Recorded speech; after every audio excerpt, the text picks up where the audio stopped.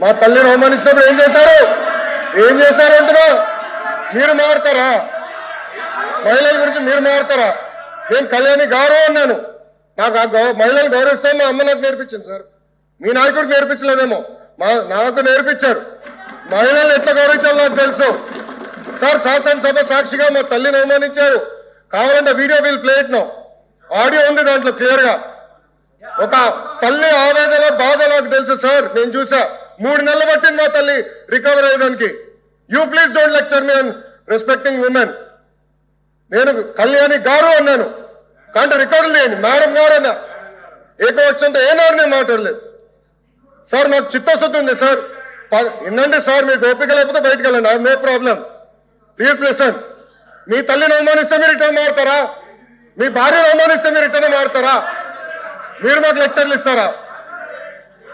నేను మేడం గారు అన్నాను, కళ్యాణి గారు అన్నాను. సార్ ఏమన్నారు? మేడం గారిని అన్నాను. నేను మేడం గారిని ఏనాడు అనలేదు. మహిళలంటే నాకు గౌరవం సార్. ఆయన పార్లమెంట్ రెస్పెక్ట్ ఉంది. అరే మీకేం తెలుసా? అట్లా మారుతా లూజ్ గా ఏం మారుతున్నారో తెలుసా మీకు? ఒక తల్లిని అవమానిస్తే ఎంత బాధపడుతుందో మీకు తెలుసా? నేను చూశాను 3 నెలలు, 100 రోజుల బాధ నేను చూశాను. మీరు చూసారా? ఒక మహిళ అవమానిస్తే, శాసనసభ సాక్షి అవమానిస్తే ఎంత కుమిలిపోయిందో నేను చూశాను. మీరున్నారా? మాధవచ్చు మీ తల్లి గురించి మారమంటారా? ఈరోజు ఇదే మీకు నేర్పించింది మీ ఇంట్లో. ఈ రోజు కూడా మీ కార్యకర్తలు ఏం చేస్తున్నారండి? మా మహిళలు వ్యతిరేకంగా పోస్టులు పెడతారా? మా మహిళలకి ఇచ్చి వచ్చే విధంగా పోస్టు పెడతారా? పొరపాటున మా ఒక్క కార్యకర్త భారతిరెడ్డి గారి వ్యతిరేకంగా పోస్ట్ పెడితే జైలుకు పంపించిన ఘనత తెలుగుదేశం పార్టీది.